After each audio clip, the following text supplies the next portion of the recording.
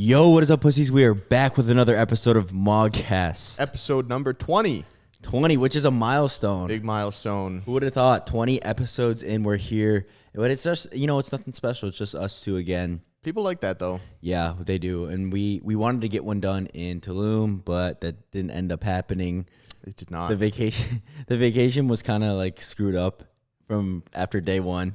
As you can see from his right arm. Yeah, just like at the road rash right here. But yeah, let's just really quick. Let's go over the Tulum experience that we had. It was honestly like I had like despite like with everything that happened, it was honestly really fun. I mean, yeah, anything where we're going to be getting out of the house, anything changing up our schedule. We're in a foreign country and drinking, going out to nice food. Yeah, not worrying about training. Like, obviously we're still worrying about training, but not worried about the stuff that we're worried about here. Yeah. It's a good vacation. And you weren't tracking or anything. Hold on. I got to turn these a little bit. Oh, fuck. You weren't worried about tracking. I definitely wasn't tracking. Yeah. And it was almost like it was a vacation, but it was also a work vacation as well because we got like a lot of content. Yeah. done. I think I got 3 YouTube videos done. Yeah, I got 2. I should have gotten more, but you guys know I fucking... Well, you did 2 long ones. I'm doing 3 like medium ones. Okay. Yeah, that makes sense. And I didn't even film coming back because it was just going to be such a bitch for me to come. Yeah, no, I didn't film any of that. Yeah. Actually, I'm pretty sure I still need to make an outro for the second one. But, I mean, it was, like, even with you falling off the moped, so that was second day. Whoa, I didn't fall off the moped. We crashed the moped, okay? It was a little bit sicker than falling off. But yes, it slid out from let under me explain what happened. It was like Fast and Furious. There was an explosion. I was getting chased. Barely made it out alive. I was getting chased by the cartel. They were like, "Yo, that fucking Asian guy stole. He's way too jacked. We can't have him in this country." I heard it. No, so actually, what happened was I was riding the moped, and I'm gonna blame it on the gravel on those shitty roads. And so I was driving. Oh, yeah. I was riding, and I was going a little too fast, and I went into a turn, and the tires slipped out from under me. Shitty moped, okay? But shitty tires. The thing is, because you had a motorcycle back in Georgia, and you never fell. You never had it slip out from under you because with bigger, heavier motorcycles where, like, the actual thing itself is much heavier, you're not going to slip as much when you take a turn. But I could tell as soon as we started driving the mopeds when we first got them, I could tell when I was taking turns, I was like, this does not feel stable. If I'm going anything over like 10 miles an hour, I don't feel good taking a turn on it. Yeah, and I think what my main mistake was I was almost thinking, okay, this is just like a motorcycle. Right. But it's actually just like literally a toy that goes fast. It's a scooter. Yeah, it's a scooter. It's like a sit down. It's one of those things you see in the grocery store, but it goes faster. Yeah. You're sitting upright, very high center of gravity, tiny little tires. Yeah, I didn't even think about that. You're like up like a center of gravity. Yeah, with the motorcycle, much bigger, wider tires, and you're kind of like leaning down a little more. And the thing weighs like 700, 800 pounds. This thing I could pick it up. Yeah, it was probably like 150 pounds. Yeah. So I was riding it, and I had Avery on the back, and I was going in turn too fast, and I fell. And so you did fall, huh? Yeah. Well, so the bike fell, and I had fallen off, and I don't think I must have slid a little bit because obviously I have all the road rash, and I guess we slid, and then the moped somehow rolled over my ankle, and immediately when I fell, I was almost in shock, and I was kind of just talking to Avery. I didn't even move. Like you guys said you guys thought I was dead. Yeah. So me and Hannah were coming basically around the corner, which allowed us to see you guys. As we were coming around that corner and we saw you guys, you were just coming to a stop from sliding. Yeah. So you had just fallen. We didn't see. Did I slide on the pavement? A little bit, yeah. Hannah, Damn, right? No, that's kind of sick. Or I was sitting up front. Yeah, okay. I was sitting up front, so I could just I saw movement. You weren't just laying there still. I saw like it literally had just happened. Yeah. And I told Hannah, I was like, oh, fuck. Because I didn't know how bad it was. Yeah. But I saw, as we got closer, I saw Avery kind of getting up, and I saw you not moving. And from that distance, I couldn't see your mouth. I couldn't see that you were even conscious. Yeah. So I was like, oh, fuck. And I couldn't even move. And well, I could move, but I was just so in shock where I was kind of just like talking to Avery, and I was pretty much just like, Avery, are you okay? And she was like, yeah, I'm fine.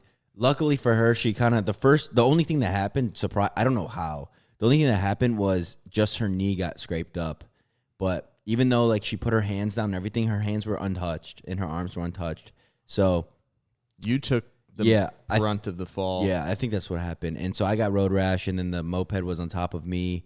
And then I was like, dude, I was telling you, I was like, dude, you got to get this thing off of me. Bro.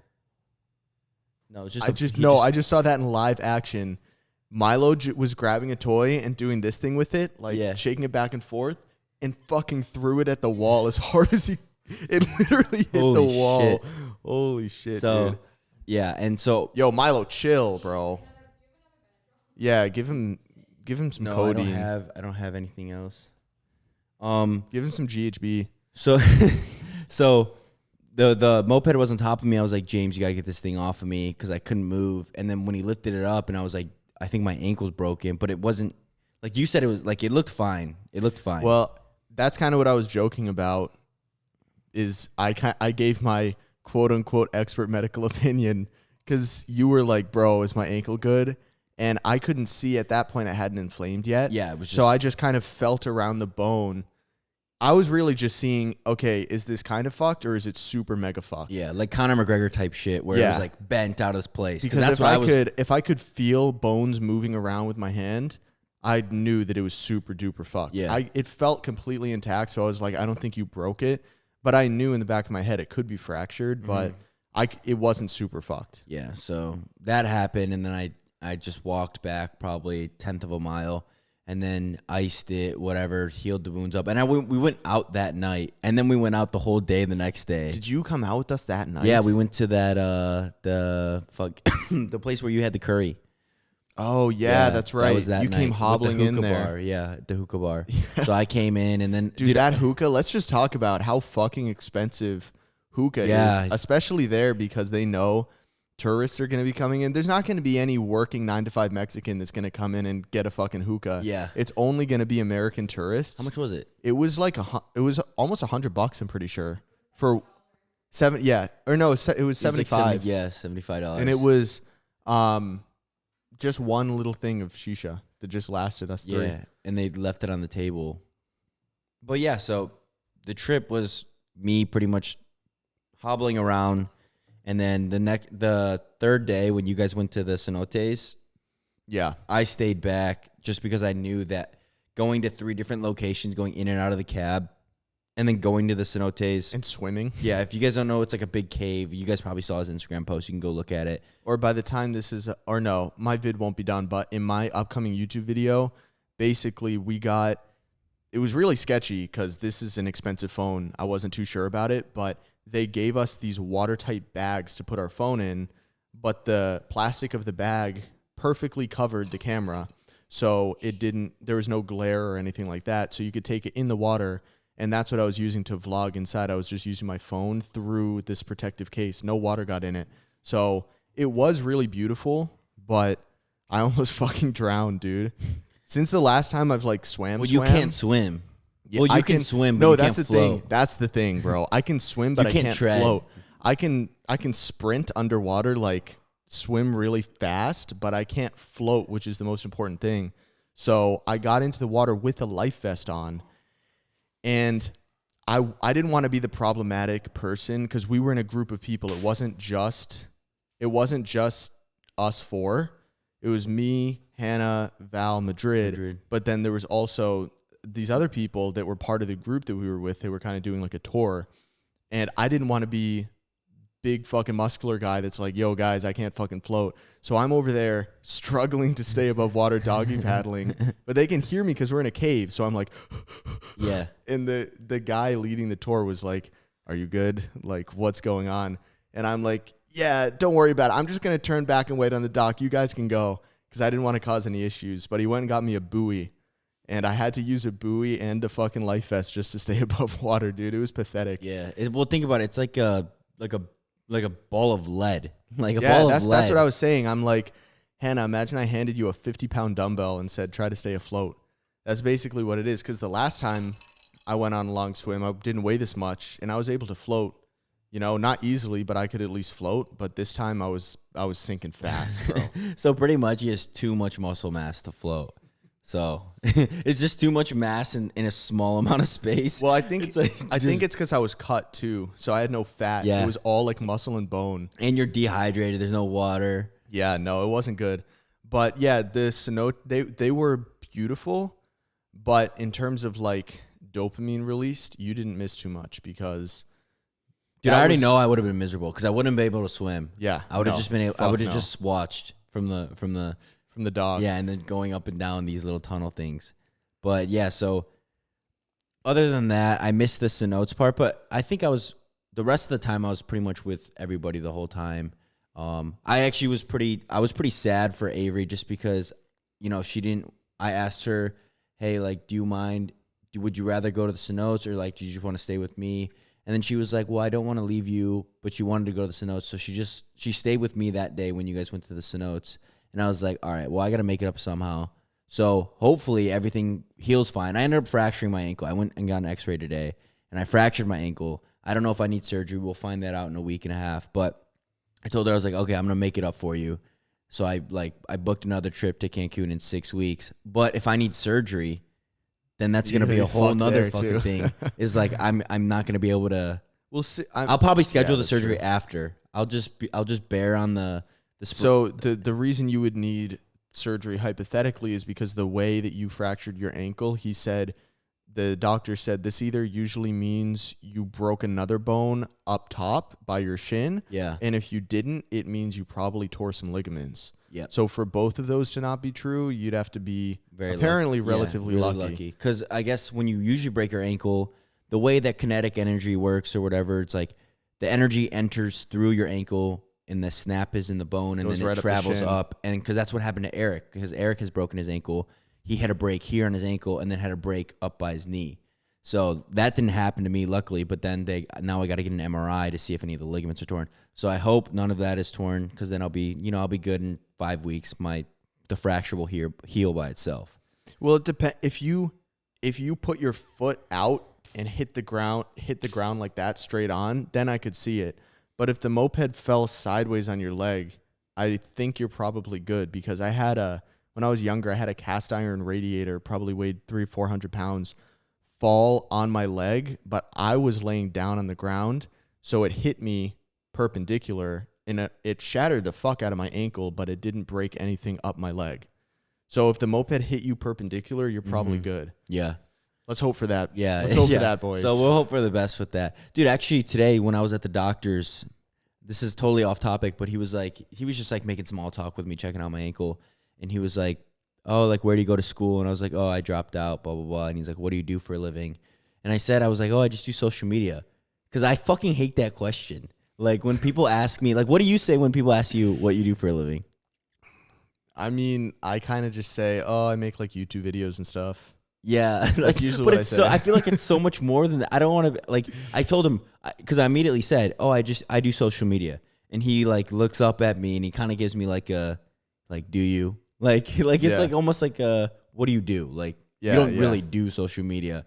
So I was talking to Eric. I was like, dude, I need to think of something to say where it gives them more of a thing than just I do social media. Yeah, I mean, for me, it's like if someone asks me what I do, I figure they're making small talk. So the reason I say, oh, I just do YouTube videos, social media stuff, is because if they're just trying to make small talk, they don't want me to pull out a laundry list and be like, well, actually, I'm sponsored by Gorilla Mind. Yeah. And they pay me this commission, and this is how I make my money.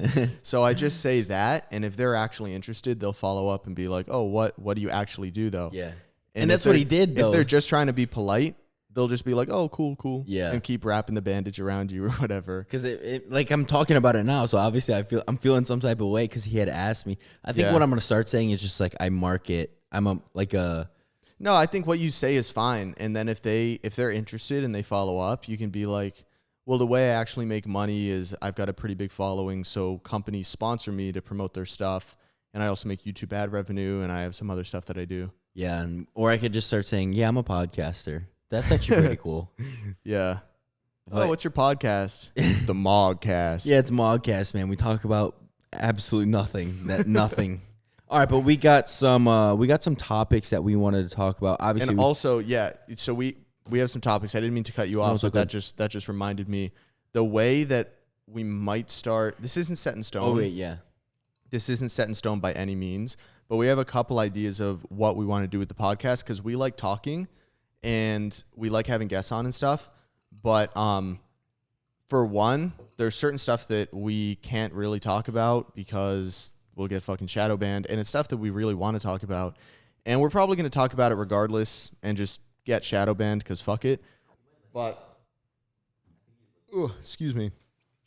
So we were thinking about maybe moving the podcast over to something like Patreon or some other streaming service where it's like $5 a month or something really affordable where we talk about literally everything and we don't have to worry about being shadow banned because there's no like recommended this or that. It's just like who you subscribe to is who you get notified for. And not only that, we make money.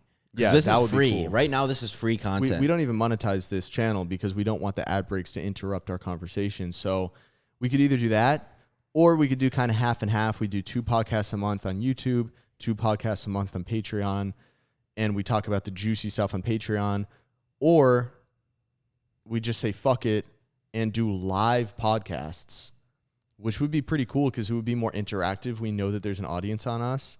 And then we could do super chats. So we could keep it ad free, like there wouldn't be any ads, but we could make money through super chats. And at the end of each podcast, we could say, all right, let's go through some super chats and we could go through the questions that you guys ask us. So let us know what you think down below about that idea because honestly, it would pay for our rent. It would. And what we've been doing to kind of interact with you guys is before we do a podcast, we do a story and ask for topics. But it would be pretty cool to have like live topics come in with you guys asking us super chats, and then we answer them live on the podcast for you to see. So, yeah, let us know. But we did make a story. And also, speaking of rent, you guys were asking about new house. So we're moving into we got a new house. We got everything finalized, which was honestly really annoying just because the realtor of the new house was asking for us to essentially pay, like do our down payments and stuff like that. But they asked for it at the worst time. We were in Mexico and like it was honestly, I'm not going to lie, it was just super fucking annoying. And I know it's something that we have to do and it's like adult shit that we have to do, but it's like, and I tried to ask like, hey, we're out of the country. Do you mind if we can do it when like we're not around? Or like when we're in the States and I don't have to be. They said no. Yeah, and they were like, no, we kind of need it right now. So we were worried about that and just like moving money and also being because we're also kids. So they're like, oh yeah, sure, you're gonna do it when you get home, bud. You know. So our Zelle. But we got to figure it out. Yeah, our Zelle only has a certain amount that we can even send per day. So we were like, please, I promise you, this is the max amount of money we can give you guys right now. Yeah. So we got to figure it out. So technically, we have the house in August. But this lease doesn't end up until around November, I think. So I don't know how that's going to work. We're going to have to get out of this lease. And we'll probably have a lot of time to just move over to the new house. And, like, guys, the new house is sick. It's 5,000 square foot. This is, like, 1,900, so it's almost 3 times as big. And then we have a lot of room for the dogs and, like, a huge backyard. So I'm really excited. And, honestly, it was getting cramped here. It was, especially with, you know, we've essentially got... Well, it sucks. Hannah's about to leave. 5 people living here? Yeah. Yeah, Hannah is about to leave, so she won't even really get to live in it. But we've also got 2 dogs, so that's... I think I said on the last pod, that's 7 living beings in the house at once, and it's 1,900 square feet. You can look around, and anywhere you look, there's going to be, whether a dog or a person, there's going to be someone there. But now in this new house, we're going to have a lot of space. Yeah, and it'll just be cooler for content, too, because it's so, like... I feel like when you got kind of a nicer house with better lighting, it just makes everything look better. Yeah. You do a vlog, you can vlog in your house and it looks sick. Yeah, when I film in here, it's almost like there's a lot of dark spots in the house where it's like I don't even want to go by because but like when you film in a house that has windows everywhere and like taller sick ceilings. ass back, clean like white look, it just looks sick as fuck. Yeah. So, and speaking of that, we got a question: when or how long are you and Sush going to live together? How long are you two going to live together? So, and honestly, that's something that we've never really talked about, but it's obviously been something because we're not going to obviously James and I are boys, but we're not going to live together for forever. What do you mean? He's like, dude, I thought we were about to say nursing home, bro. We're gonna be together in the nursing home playing bingo. No, ideally, dude, I'm not lying. Ideally, I wish there was a way where we could. I mean, probably will be in the future, but I wish that there were 2 houses that we both wanted right next to each other. Yeah, exactly, dude. That would be so sick. Yeah, that's the only thing. Is just like, I feel like I eventually, because everyone does it. Eventually, I'm gonna want my own house with just Hannah. You don't live with roommates your whole forever. life. Yeah, I'm gonna raise a family. Like, imagine I'm raising a family and then you're raising a family and we're in the same house. Yo, get your kids out of my room, dude. But I mean, that's really the only thing is gonna just be like when I want to settle down, I guess. And until then, we're not really living together 24/7 in a sense, because we have our own schedules and we're off doing stuff. And especially with a bigger house, we're going to have our own like complete sections of the house where we're still going to be living under the same roof. But you're living under the same roof if you live in a condo complex with somebody, you know? So if you're living in a big house, I don't really see it as like any kind of issue. But as for when we're going to move into separate homes, we haven't really thought of that. We haven't really discussed it or considered it. So I don't know. That's my answer. I don't know. Honestly, it would probably be, I mean, I would say within the next, well, it depends. Because, bro, what if in a year, you know, we just become washed and no one likes us anymore, and then we have to go get real jobs and like move. We like move away. Yeah, there's infinite things that could happen. But it's like, okay, assuming we stay in this trajectory, when do we think we're going to move out? I mean, who knows? This is a question of who knows. But I was going to answer this. I will say that like when we move out, it's not like that's going to be the end of us like hanging out and collabing. Yeah. It will just literally be when we move into separate houses, it will literally just be a logistical, like it makes more sense. Yeah. But it won't be like, oh, I'm moving out because I don't like you anymore. Well, bro, it's actually kind of dope because I feel like there's no 2 people in the industry that do what we do. That are duo. Yeah. I mean, it was Mantello and Jesse James West. Oh, I forgot about that. But then that kind of ended, right? Yeah. They're not still. I don't know. I have no clue what the situation is over there. So we really got to get more educated on our own industry, bro. We stay in like our own circles. You guys already know that. Yeah. But dude, this guy asked, because I wanted to talk about this while we're still talking about Mexico. But he said, talk about the Tulum trip, explain the pharmacy experience. So when you go, I don't know if you guys know this, but I guess like shit's legal there. Yeah, they're super lax about everything that's legal. You can get gear, you can get everything, but I noticed like the codeine that I got there. So when I busted my ankle, James picked up some codeine for me. And if you guys, codeine here is prescribed only. You can't get it like without prescription or else it's illegal. But when you go there, you can literally go to your corner store and get codeine.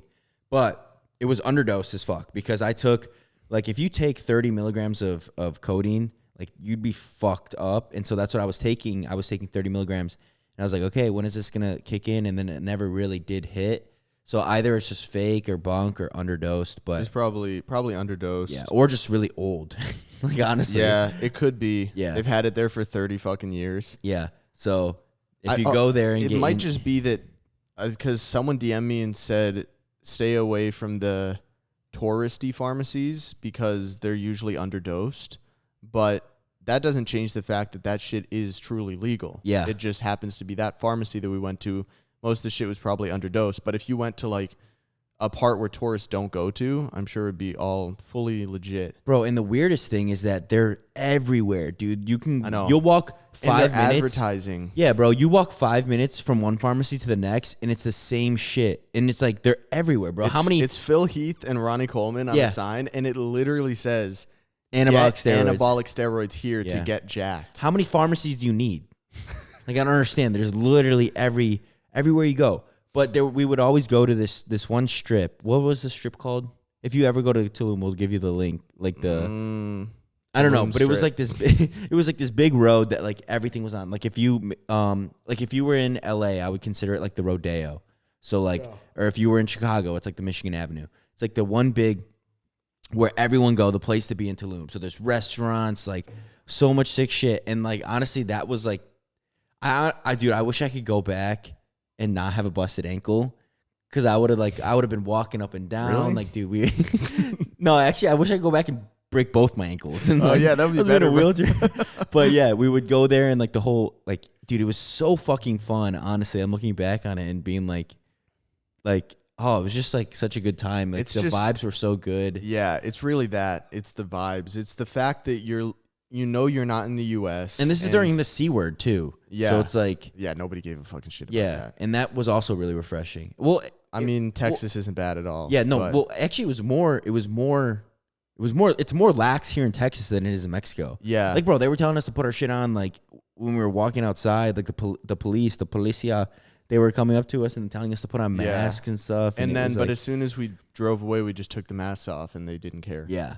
So it's the police over there that's are fucked. told. That's a whole new shit, That's dude. super fucked. But they're told, I think, by the health department, if you see people on mopeds or whatever, I don't know what they're told, but the police don't want to tell us to put our masks on. They don't give a fucking shit. Yeah. You know, they've got their masks below their nose or below their mouth. They're not worried about it. They're just told what to do and then they do it. And the taxi drivers, you can get into a taxi with no mask on and they'll just tell you if you're approaching a police checkpoint, they'll tell you to put your mask on. So as the police look in the car, they see everyone with masks on.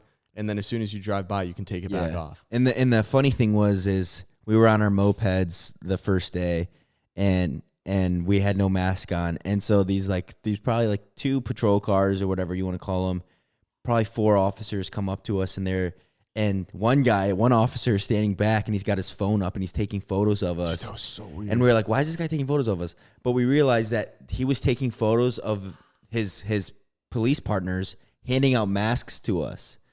So that's what he was doing. He was taking photos of like, oh, look, doing our job. Right. Look at we're giving out masks to these tourists. Oh my god, it's a fucking dog and pony show. Yeah, it's fucked. And dude, we were talking to Eric because Eric, he's obviously like he's Mexican and he's gone to Mexico in like the parts where it's Mexico. It's not Tulum. It's not Cancun. It's Mexico. And Mexico. So, yeah, and he was like, that's where like there's one sheriff and like that's like. Honestly, I would like to go there too. And that sheriff does not give a fuck about whether or not you wear your mask. Yeah. And I would love to go there because there's no cars. It's like horses and shit. Like it's a whole new like Westworld type shit. And like when you're American, you're treated like fucking gods, dude. So why is that? I don't know. Dude, honestly, we should go. Like we should go visit his family. And dude, he was telling me like he would go. And obviously I have a girlfriend, guys. But he would go and he like if you're American, like all these like these beautiful like seriously like obviously they're Mexican girls and they look at you like you're, oh my god, you're American, and like everyone's just trying to like please you because you're American and whatever. Yeah, and I wonder why. I don't know, but whatever it is, we need to go and experience it. Imagine like just like all of us, dude. That'd be fun as fuck. Maybe it's because like they know you have money or something. Yeah, but they don't value money. But they don't care about money. Yeah, it's that's like true. Everything is so. It's like a quarter for and it's like bartering shit, like trading stuff. Yeah, dude. It's such a simple weird. world. I wonder why they like, because, that is weird. Yeah. It's like I would love, and no cars, bro, horses. Like everyone's riding horseback and there's guns everywhere. Like people are carrying guns. It's sick. But it's also like pretty scary too. So I don't know. Sounds a little scary, bro. We could definitely get murdered like there and no one would ever find out. It's like Red Dead Redemption, bro. Yeah, that's literally what I'm picturing as you're describing it. I'd have a fucking cowboy hat on, riding around on a horse with my rifle. Yeah. But we were holy shit. When you go and I'm sure you guys know this if you've been to Mexico, but the police are like, dude, they can tell you whatever they want. And whatever they say goes. Like they can just make up shit, and it's like, and you know, Eric was talking to us, and he was like, I'm kind of uneasy about the police because they can literally just make up shit, and you just have to listen. Like they could be like, yo, give me $100 right now, and then you just have to listen. Yeah, well, that's actually. I don't even want to tell this because this is not who I am as a person, guys. Hannah's shaking her head over there, but I got some roid rage at one of the taxi drivers because we had a bit of an experience. We were coming out of some beach club we were at, and we were clearly fucking tourists. You had your fucking cowboy hat on. We were all wearing don't talk shit about that. Don't talk shit about the hat, bro. The hat. If the you guys hat is saw sick, the hat, but it definitely is tourist hat. yeah, And it screams, "Yo, rob the fuck out of me!"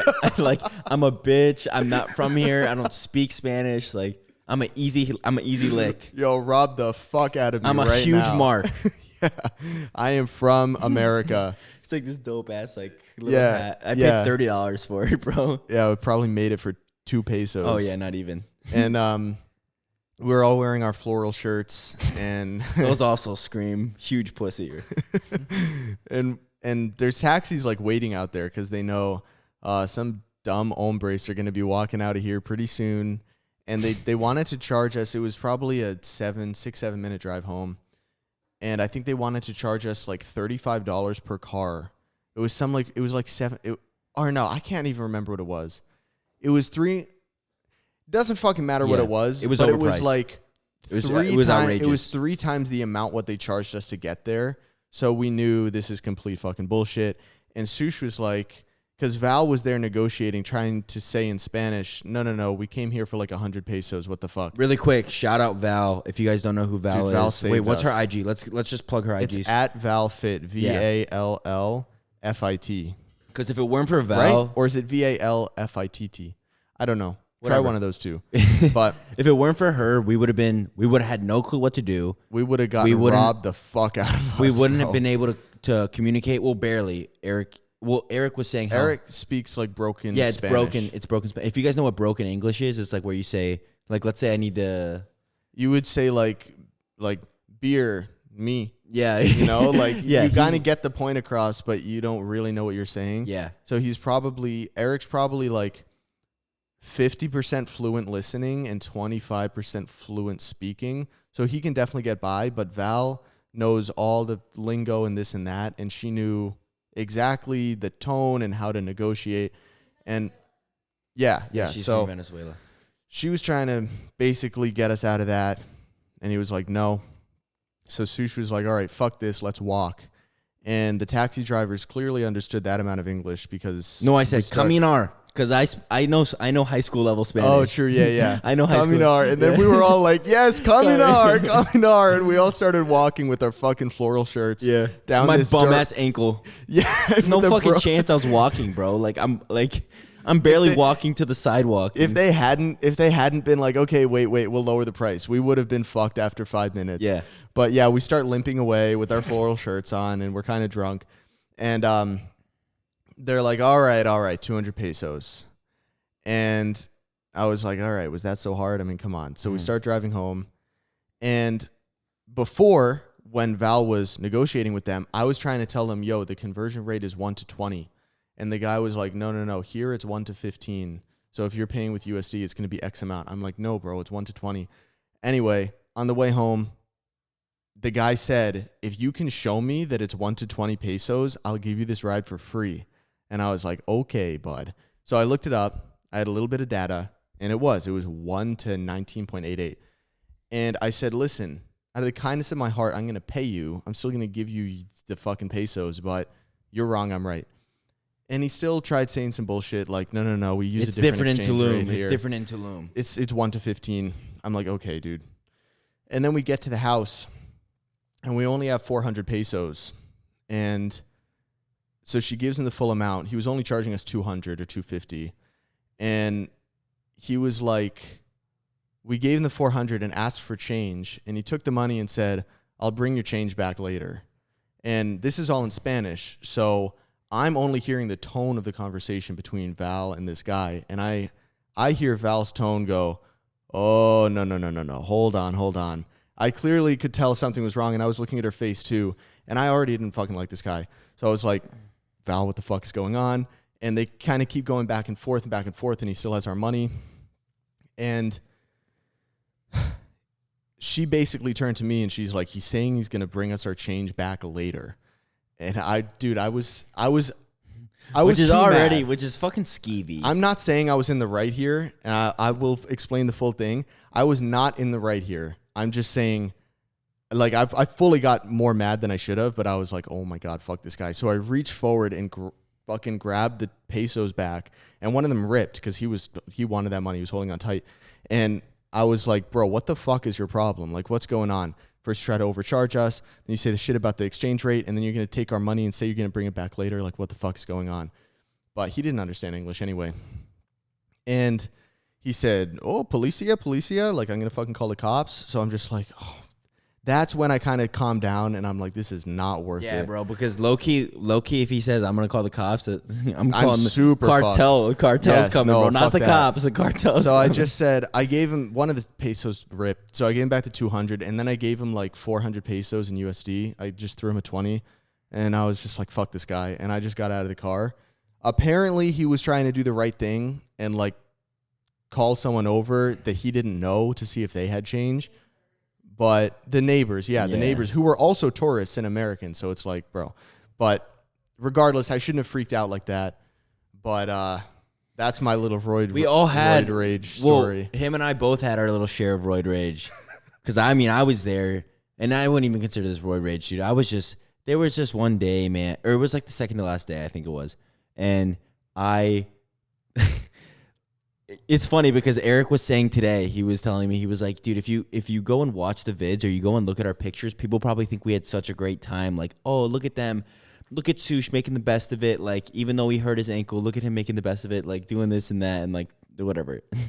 But social media, man. Yeah, exactly. It's social media. It's like, you guys aren't going to see, obviously we're talking about it on the podcast, but you guys, I'm not going to post a picture of me being like, yo, fuck all these guys, bro. I'm not dealing with their shit right now. So there was a second to last day, and I was obviously like really upset just because like, I mean, I was a little bit stressed there just because like the whole ankle thing, and like also I think a big part of it was like watching everyone go out and have fun. Yeah, I have a huge FOMO issue. Yeah. I have a really big FOMO issue, and honestly, I was talking to my mom the other day, and this was the first time I almost came to like an enlightenment, like a realization thing where Eureka moment. Yeah, and I was talking to, I told Avery this in private, and I was talking to James about this, and Eric's always known it, but Eric had never really said anything. And it was the first time that I had said it out loud, but I had always kind of knew it in the back of my mind. But ever since I was like in high school or like in middle school, I always had FOMO. So FOMO is the fear of missing out, but it's not even like, it's not normal FOMO. Yeah, it's not even FOMO where it's like, oh, they're at wherever they're at. They're at the club, and I have FOMO. It's not like that. It's almost like on a different level of FOMO where it's like, oh, you're in a better place. You're in a better place mentally than me. I'm going to be upset, and I'm going to try to like bring you down to my level. Like almost how whenever you were in high school, it's like, oh, why is this kid bullying you? Because he's upset with himself and he wants to bring you down to his level. And I had never said it out loud, but that was something that I had been dealing with for probably my whole entire life. And I just now had realized it because I was honestly just being like a huge dick one day, and like I saw that everyone was happy, and I was being a little bitch, and I was like, you know what, man, let me just like start a little argument. So I just like was being a little cuck, and I had realized that like, yo, I'm really fucked up, like in the, not fucked up like drug or alcohol, but I was like, I'm really fucked up in the head, like for me to do that. And I kind of came to a realization. I mean, I don't know if it was a gear. I'm not saying that you're good and you don't have anything to work on, but I'd work on what you got to deal with, but I wouldn't be so hard on yourself because there's plenty of people that are dealing with their own shit that they know they have to fix, but they're not even honest with themselves about it. So yeah, like, everyone's got shit that they would say, oh, bro, I'm so mentally fucked. I can't believe I'm like this, blah, blah, blah. But like everyone has to deal with that. And with you, it's this FOMO issue. Yeah. And I had finally come to that realization and realizing that, okay, yo, I have to start working on this. And that was like, it's a good first step to be like, okay, this is actually a problem. Mm-hmm. So long story short, long story, longer, whatever, pretty much just like I took away from it just being honest with myself and stepping back from the situation and kind of just looking at like, yo, this is something that I have to work on. And so, and obviously I'm with the closest people in my life right now, James, Hannah, Madrid, Avery, all people in Val, all people that I've like spent all this time with. So it was good for me to just kind of step back and like look at it. So not only was it a good vacation, but like also it was good for me. Learning experience. Yeah, it was really growth. good. Yeah. Yeah. Because it all came to, I mean, it was, oh shit, I'm sorry, bro. You're good. It was kind of like the perfect storm for you to have this enlightenment moment, because it was like God, the universe, whatever you want to call it, was like, we're going to put you in the worst position for FOMO, to the point where it comes to a head so bad that you're going to have to like face it, you know? Like literally the first fucking full day we got there, you were put out of commission. And at that point, it's like there was nothing you could do about it. And you kind of had to like watch us go have fun, and you were like at home. And that's when you kind of were forced to come to terms with it, you know, by the end of the trip. Yeah. So, and then you guys were asking like, yo, talk about, because we were doing I posted on the thing, what do you guys want to hear about the podcast? You guys were saying, yo, talk about your new diet thing, your new diet model. So because I was there, and obviously I wasn't tracking, because I'm not trying to track on vacation, but I was still, it's too hard. Yeah. Bro. And I'm still, but you're still, when you go on vacation, you still want to like eat healthy. You don't want to just eat whatever, I mean, kind of for you were like, I'm going to eat this. And then I wasn't completely like, fuck it. I mean, I was looking at, this is like one example, probably the only example where I held back, but there was pork belly on a menu, and pork belly is just like bacon, but way thicker than usual. Fatty bacon. It's like bacon is already fat. It's bacon that you have to eat with a fork and knife. So it's big. Yeah. And it was at this place. It was expensive too. And when you're looking at expensive pork belly, you know it's gonna fucking taste like amazing. Which, by the way, the food was fucking outstanding. The food was so good, bro. Yeah, the food was insane. But I didn't hold back nearly as much as I did on the cut. I was probably averaging, honestly, probably only 3,000 a day while I was there, because the meals that I was eating were so wholesome. And like the huevos rancheros, they have all these ingredients in them. They have whole eggs. They have the ranchero sauce. They've got refried beans. I stayed full for that for hours afterwards, versus when you're eating egg whites, you're hungry within 10 minutes. Yeah, and that's where I was like thinking is, yo, there's definitely a trade-off here, where there's a point where, all this low-calorie shit, like when I'm eating anabolic foods, the low-calorie, high-volume foods, it's like there's a trade-off for sure, where we've talked about it before, where it's it almost makes you hungrier. Yeah. Yeah, but it's not filling you up at all. Dude, because I'm like eating this like little acai bowl. We would go to this matcha place where it was like 5-minute walk. And it was good for me just to be able to walk in the morning and stuff, get the blood flow going to my ankle. We would go here, and if you guys know acai, how would you describe? Broken fucking ankle. Get the blood flow to my broken bone. Oh, I didn't realize it was broken at the time. At the time, I thought it was sprained, so I was like, let me just, walk it off. Rub some dirt on it. Wait, what would I call what? What would you call like acai? It's like it's similar to like a blueberry, I'm pretty sure. Yeah. From pictures, it looks like a blueberry, but it's kind of it's less sweet, and it's got more like nutrients in it. And they usually mash it up and put it in like. Yeah, it's like a smoothie bowl. Yeah. They put it in like smoothie bowls, and they put it in smoothies. Dude, it's like a base for smoothies. Yeah. So we would go to this place, and I probably had it 3 or 4 times while we were there, and I had like it was bro, I can cup it in my hand how much it was. Yeah. But I would eat it, and it was much. like had all these berries, these nuts, these sunflower seeds, like shit that I would not eat here, because in my mind I'm thinking, yo, this is probably fat in super the seeds, high calorie, sugar in the bowl. Right. Like super high calorie shit where it's like not that much, but I would eat it, and we would throw a scoop of protein in because they had protein there, and I would eat it, and I would be full for fucking hours. 4 or 5 hours, bro. Like, and I can eat French toast here and then want to eat in 2 hours. Yeah. So it's like make the anabolic French toast, low cal bread, egg whites. Yeah. So, I mean, I definitely noticed that too. Like I could eat. Well, I mean, when I was cutting, granted, I was doing way less calories, so that also played a huge role into it. But I would eat like breakfast, and then breakfast part 2, and then pre-workout snack, and then lunch, and like I had to eat all the time. Yeah, when I was here, but when I was there, I could wake up, not eat for a bit, go to brunch sort of, and then not be hungry at all until dinner. And dinner was at like 9. So I could just have brunch, and dinner would be my 2 meals of each day. So it's like I was definitely taking in more calories though. If I was still eating 2,000 And drinking. while I was there, yeah. Oh, alcohol too. Mm-hmm. Yeah, alcohol definitely. Maybe it was more than 3K. I don't know.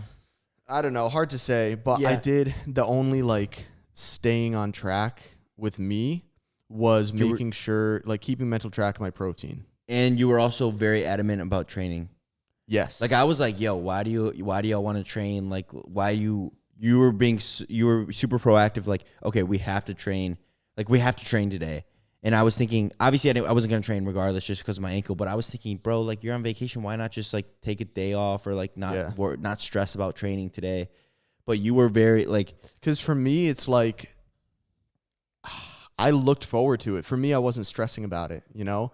With you right now, with where you are, with just like kind of being a little tired of the gym and needing a break, which I've needed. I mean, I've been lifting for like 7.5, probably approaching 8 years, something like that. So I've had dude, I can imagine that because I'm coming up on like 3 years or 2.5 years, and I'm like, Jesus, bro, 8 years of training. Right, but with me, I mean, I've had much longer breaks. You've been on a little gym break for like 3 weeks, and you've still been training. Mm-hmm. I've had breaks, bro, late like 2018. I was like, okay, fuck this. I have school to focus on. Where you didn't I've even got train computer at all? science. Bro, I mean, Maybe it like was that combined with this injury. I had an injury in like my hamstring or adductor or something that it was fucking the worst thing ever. Actually, I haven't talked about this, but it lasted like 8 months and it kept coming back, and I would take time off and then I'd slowly build back up, like start with 95 pounds on squats. And then like 2 months later, the fucking pain would come back, and it was so infuriating and demotivating that it was that combined with heavy school workload. I was probably training twice a week, and they were half-ass workouts for like months. So I've been there for sure, but right now it's like I'm on cycle, you know. Yeah. I'm in Mexico and I'm eating all this great food and I feel energized. I wanted to go lift. Yeah. And this gym that we were going to, weirdly enough, I wanted to lift there because it was hot in there. So I would go in there and I would sweat out what I felt like were fucking toxins, all the alcohol that I had the previous night. Well, that's definitely a thing where you like sweat out the alcohol the next day, where the best hangover cure is like sweating. Yeah. And also low-key, my skin was like amazing by the last day. And weirdly enough, I think it's because I was sweating so much that I was almost like, I was just doing so much shit, sweating and moving around. And I think my metabolism was just high that I think I was shedding off skin at a higher rate than normal. So I was getting like the nice baby skin. You were like exfoliating yourself. Yes, interior exfoliation. Yeah. And I'd come out of the gym literally dripping with sweat, soaked my clothes, but I felt like high afterwards. Like that's why I wanted to train there every day. That's why I didn't even go to the Tulum Jungle Gym, which it's known for, is because this gym Tulum that I went to, first off, it had the sickest fucking lighting I've ever seen. If you guys watch any of my Mexico videos, skip to the gym part. I mean, the lighting was just so sick. It was like they had black lights in there, so it would fluorescent. It was fluorescent. Yeah, it was so sick, and it was like old school, no BS, and the people in there. I mean, not to sound like you're walking around like a fucking you're walking around like Ronnie Coleman. Bro. Yes, I mean the guys that worked there didn't even know who I was, and they were just like, "Can we take a picture of you?" Oh, really? Yeah. Damn. And me, Hannah, Val, because we just like looked so different. Yeah, and y'all are like all good looking, like. Yeah, they were just like, these guys, they got to be popping somehow. Yeah. Like, what? We got to take a picture of you, and we'll eventually figure out your IG, which they did. And then they used me for picture promotions, which I'm totally cool with. Shout out Gym Tulum, best gym I've been to in a while. But I would have gone. Like it's not like I would have been like, I think if you had gone there, you would have been like, okay, this is fucking sick. Yeah, if I had a healthy ankle, I would have definitely gone. But for me, it was just like, I might as well just stay. And they're like, I was doing my cardio. Like, believe it or not, I was like on the elliptical, like doing my fucking 45 minutes, 30 minutes of cardio. And just like grinding it out. Yeah, so you were working out. But with you, your whole thing, you said before, you don't have any plans to compete. You just want to look good year round. You want to be lean. Yeah. So that's what you take seriously, is you make sure that you stay consistent with your cardio. I didn't fucking touch those ellipticals while I was there. Mm-hmm. But you were on there every day for like 40 minutes. So you were consistent with that versus with me.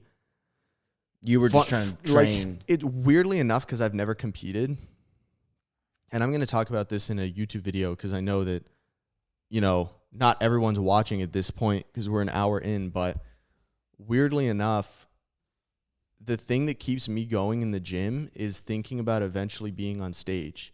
And I'm thinking, you'd think only someone who is competing or has competed and plans to compete again would be thinking like that. And I've never competed, but that's what keeps me going is like, bro, your first competition, you got to bring the best fucking package you can for yourself, but also for your fans. Yeah. Like they're expecting a lot. Yeah. And that almost sounds like I can already hear the comments, oh, Jam, don't do it for us, do it for you. But I have no problem doing it for my followers as well as myself. Because I want to deliver on kind of everything I promised, And I want to make them proud. So that's why when I'm in the gym, I'm going fucking hard because I'm honestly thinking about stepping on stage eventually, and I don't want to slack now and pay the price for it later. Yeah. The thing with me is honestly I was super happy. I had posted a video the other day. I think it was 4 or 5 days ago, the first Tulum video. And obviously I didn't train because my ankle was fucked. But I was so happy to see that people were fucking with the video. There was absolutely zero, honestly it was probably 1% fitness. It was really just like a vlog of me going to Tulum with my friends and family or whatever. And it was really awesome to see that I busted my ankle. There's zero training, but everyone still fuck with the vlogs and it was 1 out of 10. Yeah, wasn't it? Yeah, it did the thumbnail really fucking well. It was my first 100K video in a while, and obviously the thumbnail was really good because it was me in bed and I had the terrible road rash all over. So obviously that plays a huge role. But it was just really Tulum moped explosion. Yeah. It was a fucking good title and thumbnail. So it was just really, but it was really refreshing to just be like, all right, I didn't even have to train. I didn't have to worry about, I didn't train. I don't want people not to fuck with me because fuck with this video because there's no training. So it was really dope to see that. And it's probably also just relieving for you because kind of being, you're not out of the gym permanently. Yeah. You're not even out of the gym temporarily. You're still in the gym. You're just not going as hard, not really caring that much about it until you get that spark back, which inevitably comes because I've fucking dealt with it a million times. But it must be relieving to see okay, I don't just have to be fitness guy. Yeah, exactly. I can literally just post myself being me and it hits just 1 out of 10. It's a great video. Dude, honestly, I would be to be an influencer or whatever, I honestly don't even want to consider myself being a fitness influencer. I would rather just be handsome guy influencer, handsome guy who looks good with his shirt off or whatever. And yeah, you guys, dude, so I already see the comments and where it's people are yo, if you're not going to take the gym serious, just stop the gear or whatever. But I also do really like how gear makes me feel. Yeah. So it's I don't really want to stop the gear or whatever, but I have taken a step back and reevaluated my cycles and stuff like that. Just because, yeah, you're that is correct. I don't need a blast gear to just look good or whatever. Yeah. But then again, it's all, some people to each their own. Yeah, that's the exactly. Thing. And if you want to look like Ronnie Coleman, but you don't want to be a fitness influencer, then fucking go for it. Yeah. If that's just how you want to look, but that's not what you want to base your content around. I don't want to spoil Derek's vid, but some people with the genetic cards that they're dealt, maybe I do need. I'm not saying I do need because that kind of sounds like I'm abusing it. Yeah. But some people are gonna need X amount of gear just to look how they want to look. Yeah. So it's same with me. Technically, if I want to compete, that's how I want to look. Not a fucking shot that's happening now. Well, not everyone. Yeah, not everyone. And bodybuilding, not everyone can compete. No matter how much gear you take, if you don't have the genetics for it, and I'm not talking about bone structure. I'm not talking about a shoulder to waist ratio. I'm talking about literally how fat distribution, how much muscle you gain. Yeah, and how you react to gear itself. Some people look better natty than they do on gear. So it's just like you said, to each their own. And honestly, that's why I like being so transparent about my gear usage, because not only, do I not look like I'm on trend? Sure, I don't look like I'm on trend. That is 100% true. But at the same time, sometimes sometimes you fucking in do. the right lighting and like the right pump, whatever. But I almost like being able to be like, yo, I look like this, and I'm on X amount of gear, and that's just how it is. And like, you don't have like, not everyone is gonna look a certain way when they're taking, gear. I'm kind of rambling right now, so I don't even. No, I mean, everything you're saying makes sense. I would just say that some of that probably comes from seeing genetic freaks, and B, seeing people that aren't genetic freaks, that through one way or another you figure out what they're running, and you see that it's fucking 2 grams of gear a week, but they look amazing. Mm-hmm. And you, in your head, you think of it as like, oh, I'm on gear and they're on gear, but they look this much better. But you don't think, because this isn't how body dysmorphia works, you don't think, oh, they're on literally 10 times the fucking gear that I'm on. Yeah. That also plays a role. It's like, and it sucks that that we're close with Derek, because he's like super health conscious. It's like, if I didn't know him, I would still be running like back before I knew Derek, like personally, I was running like 500, 600 tests. 600 tests, like AI every other day, like a whole milligram of Arimidex every other day. Holy shit. Just terrible shit. And like, honestly, like I really, like, dude, I honestly think I looked pretty insane a year ago, just because of, like, I was on 600 tests and like I was pretty lean. And in my head, I was like, yo, I look pretty dope. But looking back on it, it wasn't healthy. Yeah, but he's health conscious, but he's also gyno conscious. He's also hair conscious. Yeah. And he's also longevity conscious. Like, I think he's much more about like, how are you going to look a year from now? How are you going to look 2 years from now? Compared to just wanting to get the fast, what's it called? What's the term? Like the shortcut type of the thing? shortcut, yeah. Like, there's plenty of people who we've seen kind of fall off completely physique-wise. And it's like, we've also seen what cycles they've run, and it's like, bro, I think what you're doing, you may be satisfied, but not as satisfied as you might want to be right now. But then 2 years down the road, you're going to be up here, and everyone who took stupid fucking cycles is going to be down here, and you're going to be like, damn, I'm glad I fucking listened to Derek. Yeah. It's like, look where I am now. And I've got the body I actually want, and I don't have to run that much gear, and I got my hair, and I got my nipples. Yeah. So and going back to, I don't know what you were saying, but it kind of like, the only reason why I'm in this industry, or the only reason why I'm somebody is because of like, TikTok, but it's not because I looked a certain way. It's because I was just like, I was saying funny stuff and like people could relate to it. So it's like, there are some guys who are in the industry because they look fucking crazy, right?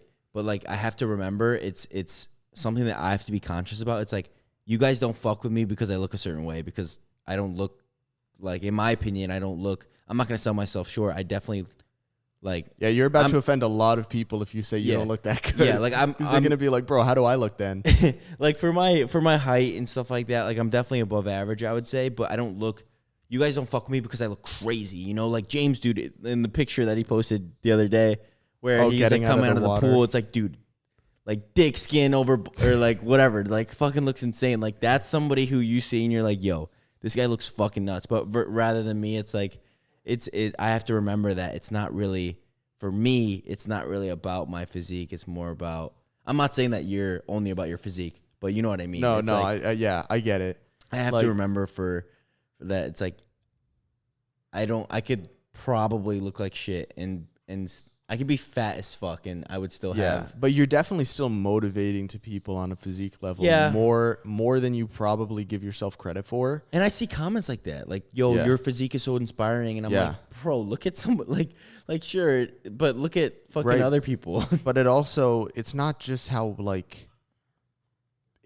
big your muscles are and how dick skinned your skin is. It's also just like how aesthetic you are, how well proportioned you are, how like the fact that you focus so much on your legs, and a lot of people, they just train upper body, especially like men's physique guys.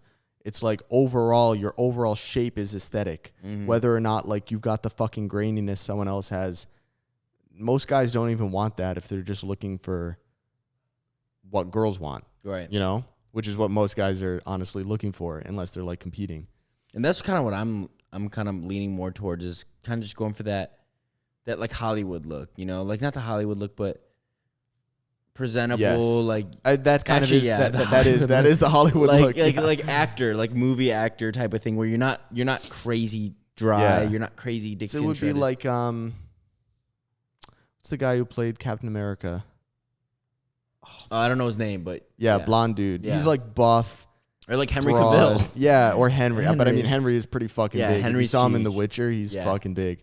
But Steve. Or like Steve Rogers is like the actual, That's the actual character, right? That's the character, yeah. Yeah. I can't remember the I fucking don't know his actor, name. but Sorry, homie. that would be like, most girls would look at him and be like, perfect body. Yeah, and I think the main one that everyone goes to is like Zac Efron in Baywatch. Yeah. Is like that. He's pretty shredded in that. Oh, did you see what happened to his?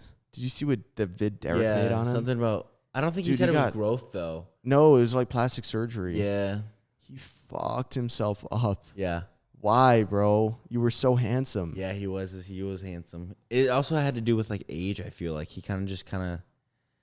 I don't know. He looked like the post that the Weeknd posted. Remember when he was doing the promotional thing for his album and he got like the fake plastic surgery? That's how Zac Efron looked in real life. It was super fucked. Like, why would you waste all that? Hold on, I'm going to grab a White Claw so I can wet my whistle. But yeah, that pretty much wraps up the whole like the gear, the Mexico talk, the personal shit we got to work on. Yeah. You know? So. But I forgot to the whole thing, the whole reason why this started was so I came to this enlightenment, and then also not only did I come to that enlightenment, the whole intuitive eating thing where I wasn't counting, and this was the first time I wasn't counting in a really long time, and it made me realize I don't have to be super anal about counting. Like before, dude, like I was measuring everything out to the gram, putting it into MyFitnessPal, and I was making sure I was eating X amount of calories. And I come back from Mexico, and I'm like, you know what, man? Fuck counting. I didn't have to count in Mexico. I still look decent. I still, I didn't gain a shit ton of weight, and I enjoyed myself. So I came back. I was like, let me just try something. I didn't count anything. So the past couple of days, I haven't been counting anything. But what I'll do is I'll count, but I don't put it into, I'm not hating on MyFitnessPal, but I don't put it into MyFitnessPal where it's like I have to eat 2,700 calories. Mm-hmm. And that almost has forced me to not eat as much because I was so focused on this app where it would be 2 hours before or right before I go to bed. I'm like, oh, I have 600 calories to eat. Yeah. Let me make this huge meal, get disgustingly. I have to eat it. Yeah. Yeah. And get disgustingly full and just feel like shit. And then I go to bed super full. I have shitty sleep because I have so much food. And when you have food and you're sleeping like that, your body heats up or something like that. There's some science behind it where you get shitty sleep when you're super full. And so now I have been counting, and it's not like I'm eating 3,000 calories. I've actually been eating lower than 2,700 calories. Like yesterday I had probably around 2,200, and I haven't eaten that low since a year ago. Yeah. Like I was eating 2,400 calories a year ago, and I couldn't even imagine that. And 2 weeks ago, I couldn't even imagine eating that low. Yeah. But now all of a sudden that I don't have it tracked on this thing where it's like I have to eat 2,700 calories and I'm constantly worried about what I'm going to eat. And now it's like, okay, if I'm hungry, I'm going to eat this. And then at the end of the night, let me just count it up just to see. And so I've actually ended up in losing weight. Like I'm at an all-time low, or not an all-time low, but you guys, I'm at a low for the cut. Yeah. And it's honestly just really refreshing that I don't have to track everything. So if you guys are struggling with being really hungry on a cut, and I'm not saying this is going to work for everybody, but maybe just don't be so anal and kind of just be like, hey, why do I need to be so precise with these calories? Let me just eat when I'm hungry and still eat healthy.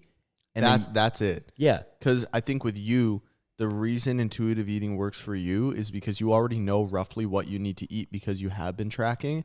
So now when you go to have each meal, you're eating roughly the same meals throughout the day, but you're just not tracking them and worrying so much about them. The reason Greg rips on intuitive eating is because he sees it as a way for people to excuse bad eating habits, which it can be. But I think if you know what you're doing and you're experienced, intuitive eating can be good. It's just his thing is like, fuck intuitive eating because, you know, if you just eat what you want when you want, you're going to gain weight. It's like, oh, if I'm craving a pizza, you're going to go eat a pizza. Yeah, that's not what I mean. Right. Because I've been counting calories and eating anabolic for about a year. Right. So it's like, if I'm hungry, I'm not going to go eat a pizza. I'm going to go eat a low French toast sticks or whatever. Something like that. But now, like I said, it's literally been almost like I've literally been so surprised. I was telling him, I said, dude, I couldn't even finish I made an ice cream. Yeah. You poured it out in front of me. Yeah, bro. And dude, I would have never, ever fucking done that before. And I was like, dude, I'm literally pouring this out. I'm not finishing my food. And I can't remember. I literally cannot tell you guys the last time I remembered not finishing my food. So, I mean, maybe it does have something to do with the semaglutide. But you've only done that once. Yeah. And I'm pretty sure it takes a week or two to set in. Yeah, it takes a little bit. And it's also a really low dose. So, I don't know. But if you guys want to try something like that and you want to switch it up and maybe you feel like maybe you just need to switch it up, I would suggest do that. As long as you have tracked in the past and you know not to eat like a complete idiot. Mm-hmm. But if you are new to this and you want to get lean, it's probably best to track for your first cut. Yeah. But future cuts, intuitive. Mm-hmm. But for me, I'm going to be tracking even on my bulk. And that's kind of, if you guys know me, you know I don't fucking track macros ever. And I started tracking for the cut because I had to. And I realized, like, okay, I need to eat way more protein. I wasn't eating enough protein. And I need to eat way less fat. And it put into perspective what an actual bodybuilding diet is like. And now that I'm back to the bulk, I've only gone up. I was at 2,000 calories for the cut, and now I'm at 2,650, which honestly is probably still deficit.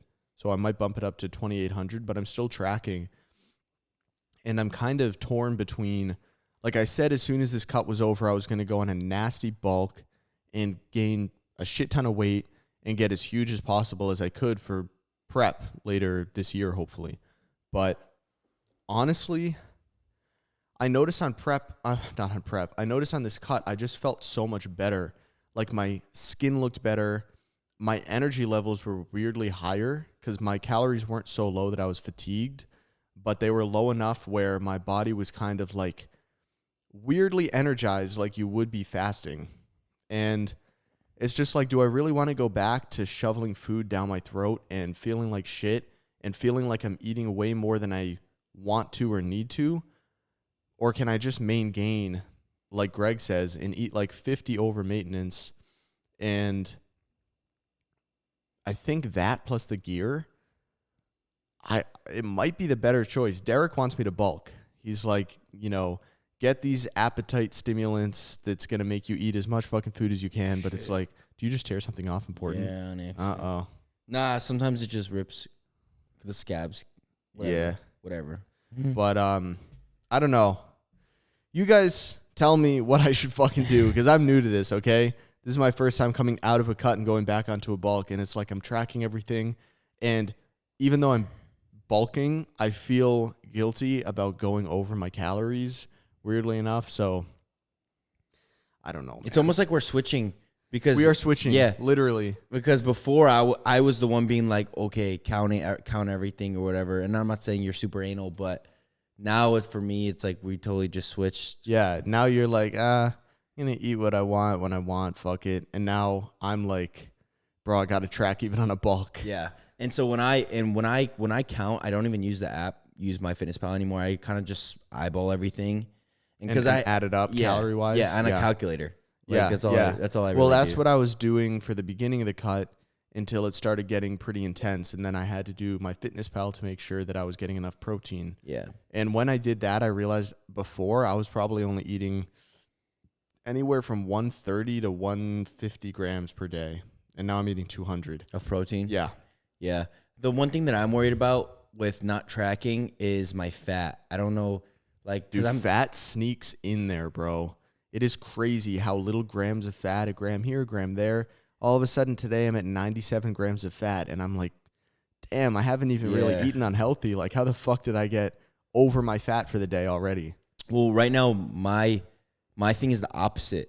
Like, I was thinking about it because today I was like, fuck, I need to eat fat. Because today I was thinking, what did I eat yesterday? And I kind of just like added it up in my head, and I was like, dude, I had almost zero fat. I'm thinking like not zero fat, but like 20 grams or whatever. I had chicken, and I had nothing. Yeah. No fat. And so today I had like an Anabar, which has whatever, 9 11 grams or something. Yeah. And then I threw in an egg in my dinner as well, just because I was like, dude, I should probably. You're up to 20 grams for the day. Congrats. I was like, I should probably eat fat, because that's one thing where it's like people don't understand is like you do need your macros.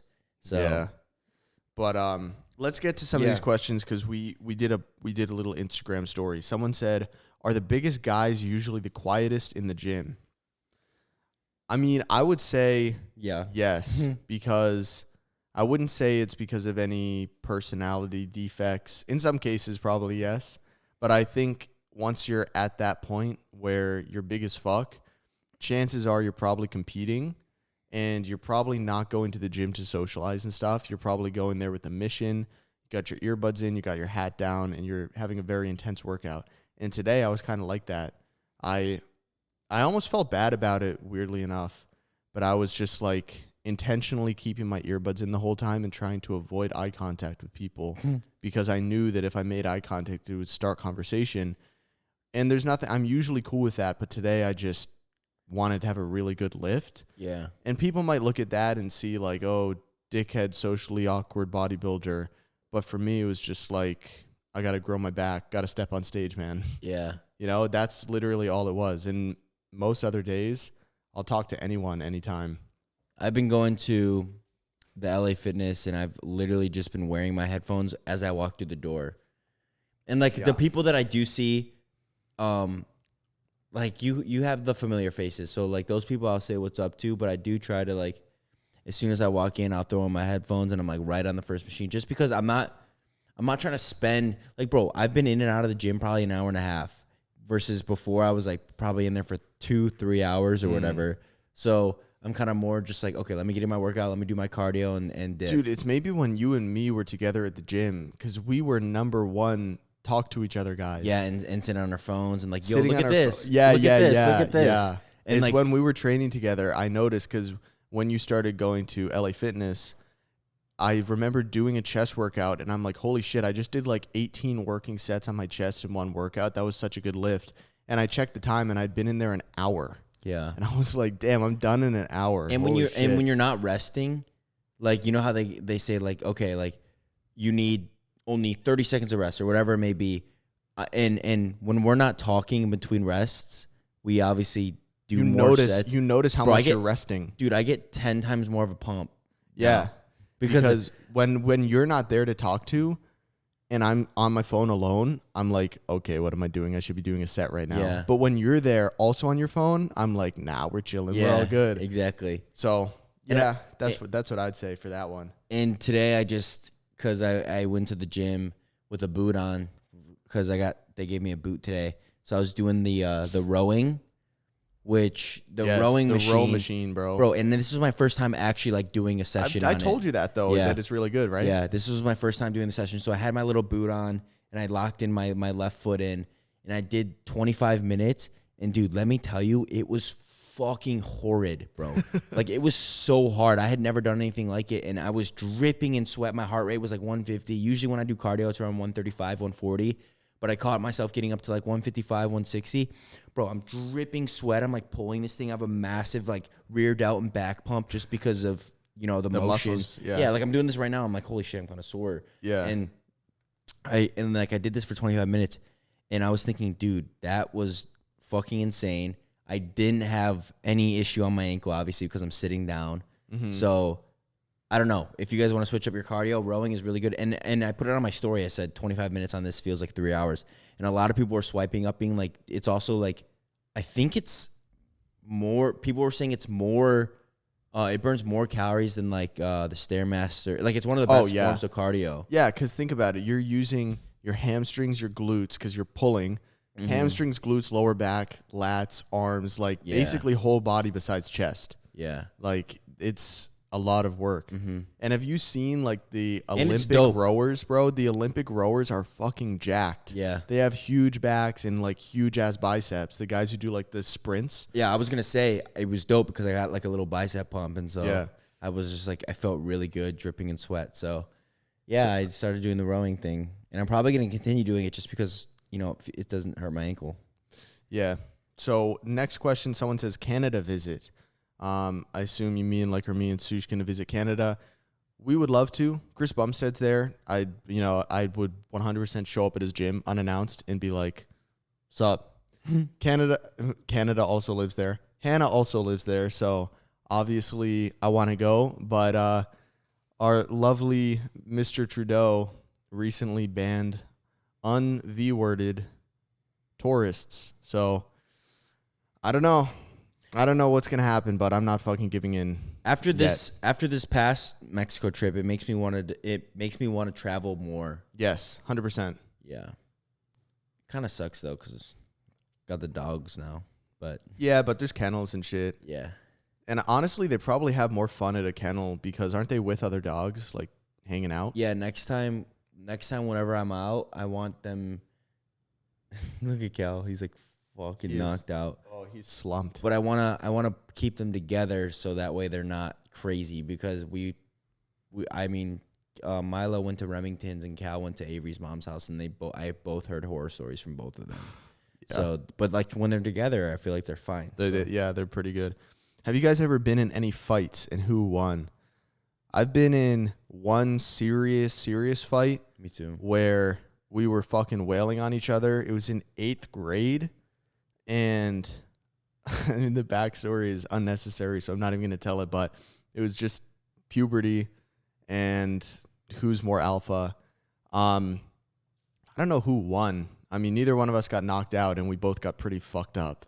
Like, he probably broke my jaw or close to it. It hurt for about a week to eat, and I punched him straight in the forehead, like right in the center of the forehead with like the heaviest jab I've ever thrown in my life. Because when there's adrenaline pumping, bro, you punch way harder than you think. Yeah. And I remember seeing him walk out of the nurse's office with this like big egg on his forehead, like a big bump. So I don't know. Neither person won. Both lost. I got a fucked up jaw. I got a fucked up forehead. So, and then I've been in like frenemy fights where you have a friend who like really pisses you off. And you don't have a best friend. If you haven't fought your best friend, he's not your fucking best friend, bro.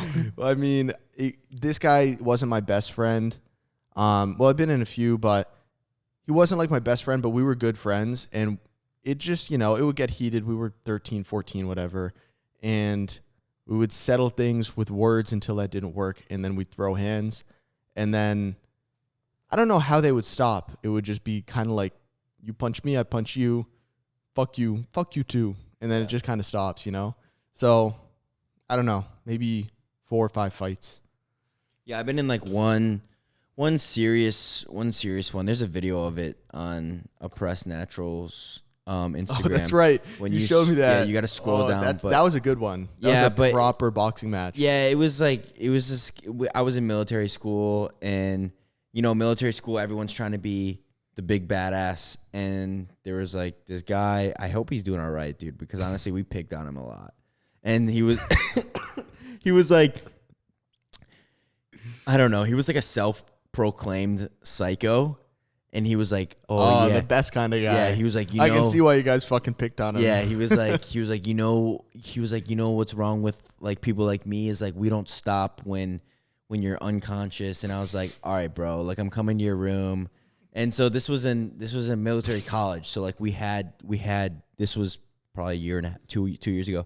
We have to go to class at like 8 a.m. or whatever it was. And so I was like, okay, dude. I I'm can't gonna, imagine taking that guy seriously. I know, right?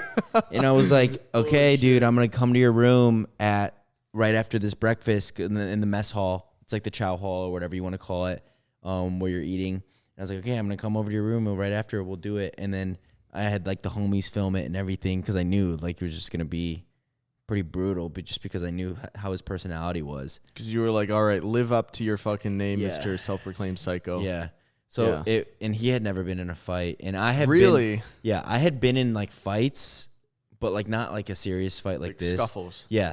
So I was pretty confident, and it was it was just, I mean, he just busted his nose pretty good, and he landed one punch. I probably landed like 5 or 6 decent like hits to the face, and then he was like, "Okay, I'm done," and that was that. So didn't you like shake hands after it or some shit? no, I didn't. No, he like dropped out of the school. Like really? He just kept on like being an idiot, and he kept on getting picked on, and he was like, "Oh, I like fighting now," and like he's like, yeah, but honestly, I'm glad. I would not want that guy in the fucking military. Yeah, bro. He was like trying to psycho. Yeah, he was trying to get in the Navy, and I don't know what he's doing. If you're watching this, man, which I know you're not, but. Like, I hope you're doing well, bro. Yeah. All right. So next one, story time about how you guys lost your V cards. We've talked about this. That? Yeah. Fuck you, man. Watch the pod. Watch the old Mogcasts. We've talked about that. Tinder. Talk about the Tulum trip. Explain the pharmacy experience. We already did that. Yeah. When's the new house coming? We talked about that. Yeah, we talked about that one. State of the Union from a red-pilled perspective. State of the Union is not fucking bueno. What does the future hold for physique I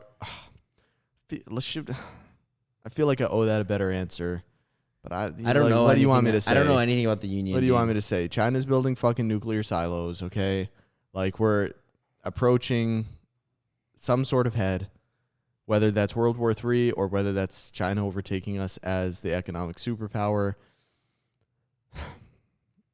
I don't know. Things are looking fucking grim. So. You can call me a pussy. Well, dude, you can say whatever you want, but my current thing is just focusing on myself and my family and my friends and my well-being and trying to educate. That sounds really fucking condescending, but trying to educate the public, quote unquote, which basically just means letting you guys know stuff that you might not be hearing because there's a lot of censorship going on.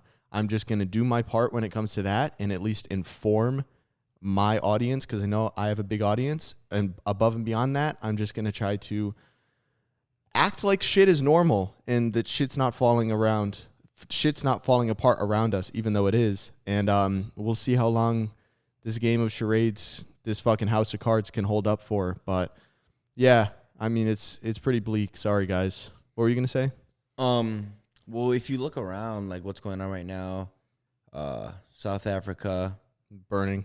So yeah, what's happening with South Africa is basically the ex-president was wicked fucking corrupt and was tried and convicted of like a shit ton of corruption and was thrown in a jail. And people were basically, the people of South Africa were like, fuck this. Like we are living in fucking hell world. And they just started looting and burning shit down. And people are getting murdered everywhere. It is literally society collapsing over there.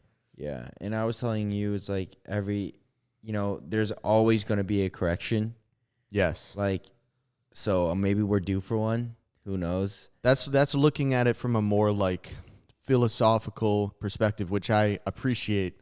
Out of all people, I appreciate that perspective is like on a more grand scale. There's always going to be a down for every up, and there's always going to be an up after every down.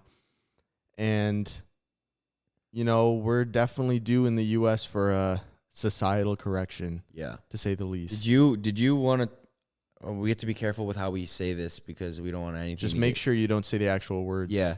There's been a video going around or a post going around of this, this girl. Yeah, this girl, and she's 21 years old, and she had got the C word, V word. Can we say like the brand? The PFIZER. Yeah. So she got that one, that V word, and I guess she what was it? Shock or stroke or? She slowly started deteriorating over the course of the next few months. It looked like her CNS was just fucked. Yeah, her nervous system was just fucking tweaking. I'm not trying to make light of it. Like, it was literally fucking tweaking. It was hard to watch. I didn't want to watch. I couldn't watch it. Yeah, because she's this like beautiful young girl, and just, you know, you hate to fucking see it. It's like, and yeah, it is like a 1 in a whatever.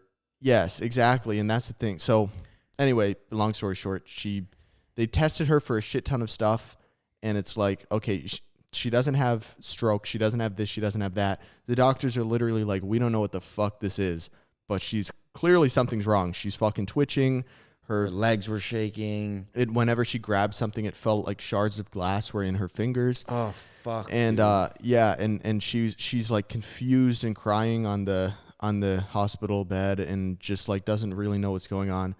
And her mom is just like literally making this post out of desperation. And the first sentence is like, "This is not an anti-V word post. I just want to find out what is happening to my daughter."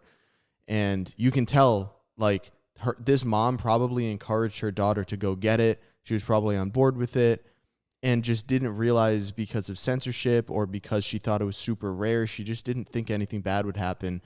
And yes, this is a 1 in a million chance, like you said, Sush, but what's not a 1 in a million chance is these smaller adverse reactions happening. The myocarditis, or whatever the fuck it's called, heart inflammation, blood clots happening. And it's like, okay, there's 400 cases here, and there's 2,000 cases there, and there's 500 cases of this happening, and X amount of cases of this happening. It's like, yeah, each one of those on its own, there's a very small chance, but overall, when you add it up, and if you haven't watched it, I'm not trying to ramble right now, but go on my @_ James Spanish on Instagram, and one of the highlights is a link to a podcast with the inventor, the person who invented the mRNA V word, literally saying, yeah, this V word was kind of, shit went south. And you also on there was Brett Weinstein, an evolutionary biologist. The podcast got taken off of YouTube, so it's not a YouTube link. And it's like, dude, I just don't understand how some people are so like, I like to joke around, okay? So you guys know me. I like to joke around with the C word because I think it's fucking stupid. When I see people wearing masks in their car, double masked up. I saw a picture of someone on a motorcycle. He had no helmet on, but he had a mask on. Yeah, it's like, dude, I want to make jokes about that, or it's like, oh, we have to get our C word test, or what did I say? I said, I said, if everyone on this plane, because we were flying back from Mexico, I said, if everyone on this plane, you have to get tested to enter back into the country. So if everyone on the plane is negative, why do I have to wear a mask on the plane? And then people were like, oh, because of false negatives on the test. So then why even force me to get the test, which was a huge hassle in Mexico. Yeah. Ended up taking about like, oh my God, that was so awful. Yeah, I don't even want to talk about that story. Just know it was fucking awfully awful. It probably took 4 or 5 hours of our time in a span of 2 days. No, it was, in terms of stressing out about it and waiting for results and stuff, it was probably a fucking 10-hour experience. Yeah. So it was fucking terrible. And I'm on this fucking dumbass plane, and I'm getting bitched at by the flight attendant. Put your mask on. Put your in mask. Between bites. Yeah, put it on your nose. You have to. If you're drinking water, you have to put it down and put it back up. And it's like, I just fucking tested negative. Why do I have to do this? Even if it is a false positive, first off, why would you allow us to get an antigen test which has way higher false negatives? Why wouldn't you just encourage PCR? And two, what the fuck do you think a mask is going to do, especially when you allow cloth masks on the plane, which do fucking nothing? And it's like the whole thing about, oh, you can pull it down and take some bites of food, and you're breathing the whole time you're doing that. There's no social distance. There's no social distance, bro, because I'm packed in with 3 fucking people in the row. Yes, I'm literally making physical contact with the person next to me. So it's like, if they're not going to catch it from the air, they're going to catch it from me fucking just naturally touching them as I get up to use the bathroom, or as I shift in my seat and I accidentally touch them. That's why I said it's a dog and pony show. Is that the right fucking term? I don't know. But it's all just for show. So it was so insane to me. So I put that up on my story, and like a lot of people agreed with it, and then a lot of people were like, bro, super, super ignorant of you, blah, blah, blah. You're a clown, blah, blah. If I'm such a clown, then why are the podcasts of these types of things, and why are all these people, shit's getting taken down off of YouTube? People are getting their lives destroyed. Like, Steven Crowder can't even fucking talk about it. Like, no one can talk about this shit. I can't even say the word. Isn't that a problem, bro? Like, yeah, and someone told me. And how are you going to defend that? It just doesn't make sense to me. There was a recent thing about Biden. Oh, I don't know if that's a fucking shadow banned word or what, but Biden wanted to go, or the Biden administration wanted to go in and monitor people's private text messages and iMessages to see if they were spreading V-word misinfo. Yeah. And you know, if they were, insane. it would be, I know. And I posted that on James Spanish on the story, and someone swiped up and said, preventing people from spreading misinfo is not authoritarianism or dictatorship. And I was like, bro, first off, when the fuck did I say it was dictatorship? Even though it is, but you know, when I didn't even say that. I just said this is fucking insane. And second off, you don't think that like the government looking at your private communications with someone else, would you think it's weird if someone was standing right here with a black suit on and anything that me and Sush said privately to each other, they were like, by the way, Sush, James just told you this thing. We actually want to give you this fact check because some of the stuff that he said was misinfo. Would you not think that's fucking authoritarian? Like, I think that's pretty similar to me texting someone privately, you know? I don't agree with the censorship on social media, but at least I can somewhat see it if you're speaking publicly on social media. But if you're texting someone, I mean, that for me, that's fucking authoritarian. Wait, did they allow that? No, it was like looking into it. And then I looked at the fact check, even though the fact checks are really fucking partisan sometimes. And even the fact check was like, it is really vague on how the Biden administration would plan to actually carry this out. Like, they were trying to paint it in the best light possible, but they kept saying, they said it like 5 times. It is really vague how they plan to do this. It's like, yeah, it is fucking vague, and it sounds a little scary, bud. So, long story short, yeah, I don't know. I don't know what you want me to say. We're going fucking south real quick, and we're either gonna, in 50 years, we're either gonna be living in fucking beautiful utopia with 2 genders and raising our families, or we're gonna be living in fucking hell.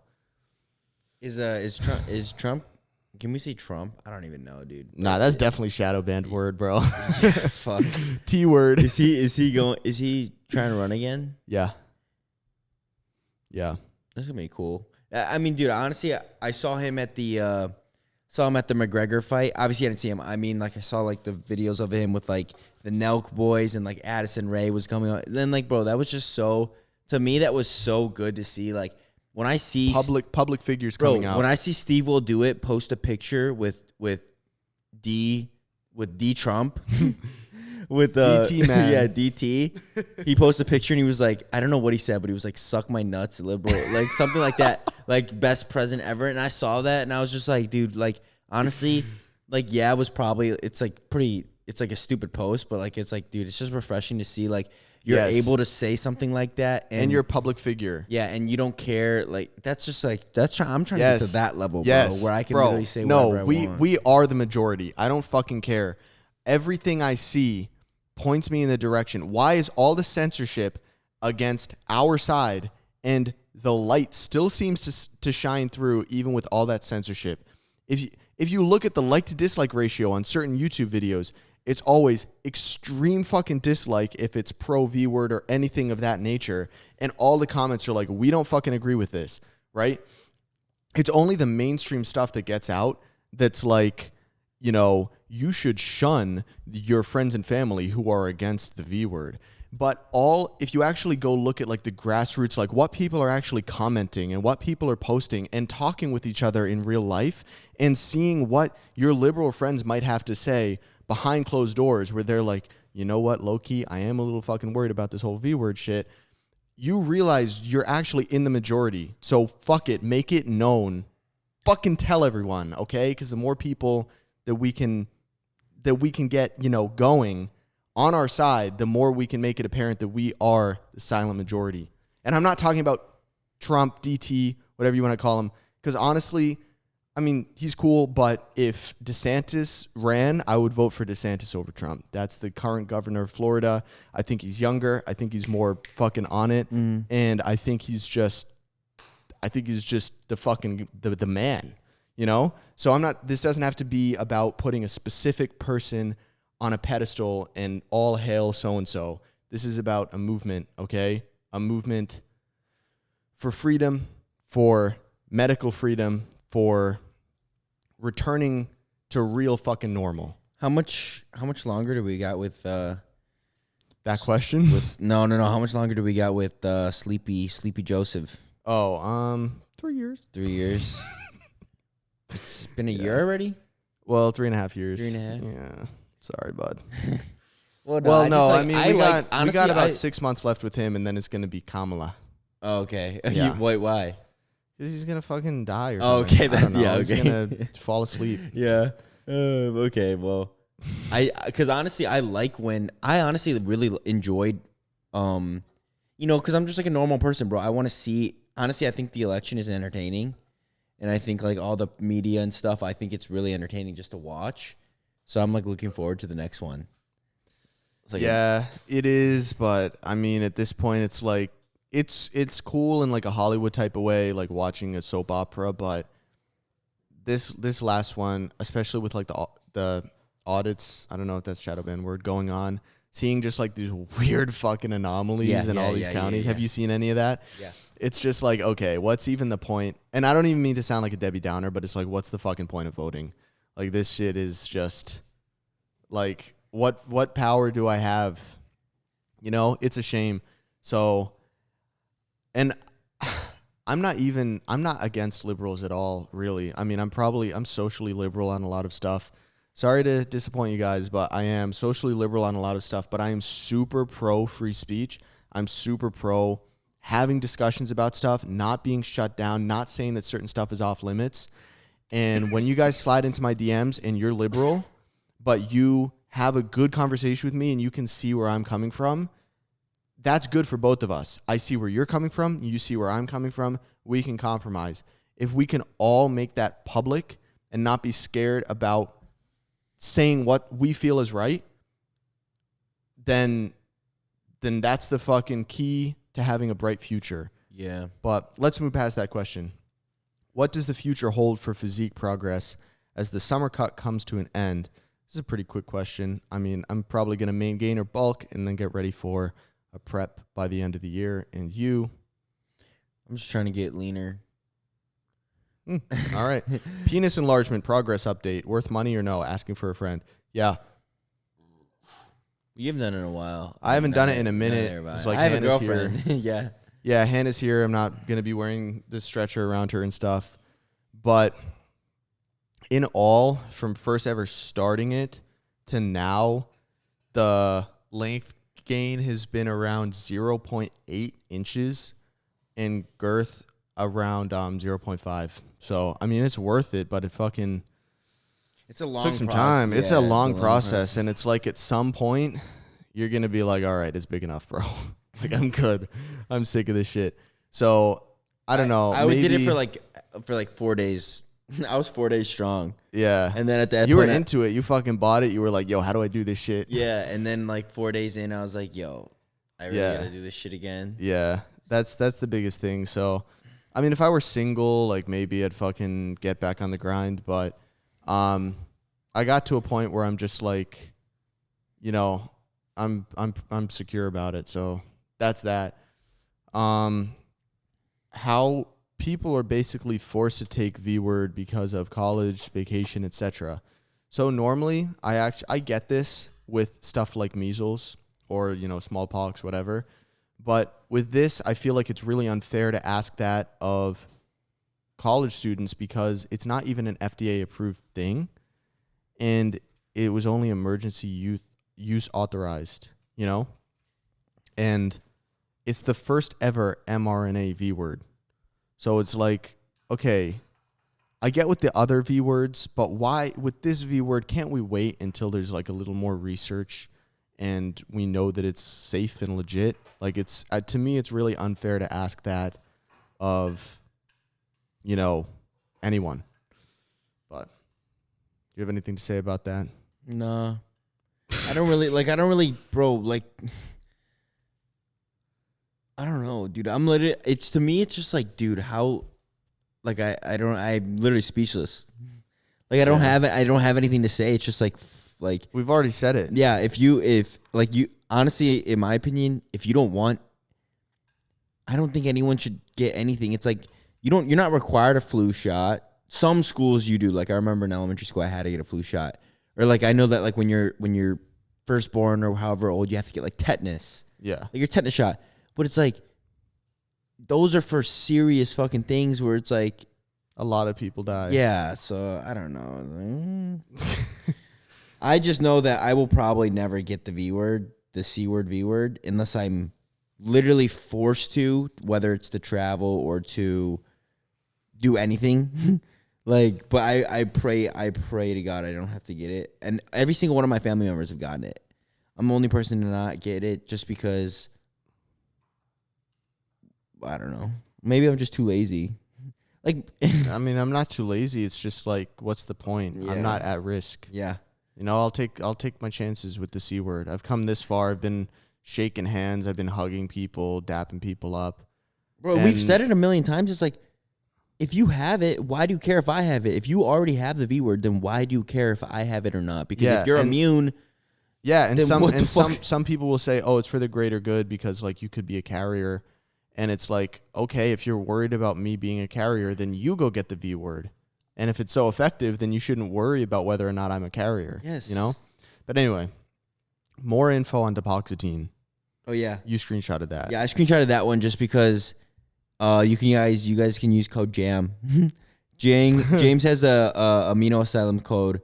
So if you go to Amino Asylum, and I had somebody fucking DM me, yo, are the SARMs legit on the Amino Asylums? Listen, I don't know. Never taken SARMs from Amino. Don't take SARMs from Amino. Literally just use it for like their peptides and their Cialis, which is Tadalafil. Tadalafil. You can get Dupoxetine on there. Dupoxetine, if you guys don't know, we've talked about it a couple of times. It's the you can use it to pretty much make you never come to having sex. It's a sex PED. It's dose dependent, so you can use it to make you last longer, or straight up just not. Yeah, finish. dude, I took a whole mill, so I think that's 60 milligrams. On whatever. No, it's 30. Okay, so I took 30 milligrams of Dupoxetine from Amino, and I couldn't finish. So yeah, you do have to be. It took me like 50 minutes. Yeah, you have to be careful with how much you use, and then kind of just do it like 45 minutes prior, or like 30, 45 minutes. It does taste like fucking shit. It tastes like jet fuel. Yeah, it's pretty bad. Yeah, so definitely mix it. But yeah, if you're gonna use it, like if you're ever worried about like, coming too quick, whether it's because you have a big date and you don't want to be like embarrassed about how fast you're gonna go, or like sometimes I just take it just because I want I just want to like just last longer, like have a good time. Exactly, bro. That's the thing. It's more fun and like yes. So I take I'd say 20 milligrams, and yeah, that's dude, good 20, for me. I'd be fucked. I wouldn't be able to come. Well, I take half a thing, or a little bit 15, over. 15, 17. Yeah. I would probably go. How much do you take? Well, last time I took it, I took half, and it was probably like perfect for me. Okay, so about 15. Yeah, but honestly, sometimes I don't want to go that long, so it's like maybe want to go. I have to find my sweet spot. I think 15 would be good for me. Definitely play around with it. Yeah. All right, next one. If I bang I definitely did not screenshot this one. If I bang a prostitute, is that considered cheating on my GF, even if it's not sentimental? Yes. Yeah, I screenshotted this one. Yes, it's cheating, but is it as bad? Because there's it's sex cheating, but it's not emotional cheating. I don't know if we talked about this, but emotional cheating is 10 times worse than sex cheating, in my opinion. Because if you're cheating on your girlfriend emotionally, like if you're talking and getting intimate with another girl, whether it's in person or over text or on the phone, that is, to me, 100 times worse than me going out and just banging some random girl. They're both wrong. They're both wrong. They're both wrong. We're not condoning cheating. But yeah. But especially, I'd say that sex cheating to a guy, so when a girl just sex cheats, to me, that's nearly as bad as emotional cheating. But vice versa, when a girlfriend has a boyfriend, or when a girl has a boyfriend, and he emotionally cheats, that's way worse in her eyes than just sex cheating. Mm-hmm. So, because girls are all about like emotional connection and stuff. Not that men aren't, but anyway. Want to hear about how Sush had his eyes opened from Mexico? We already talked about that. Were you guys able to get gear by TSA? Oh, I screenshotted this because personally what I do, my gear has my name on it. So, but obviously I can't fly with something like Trent.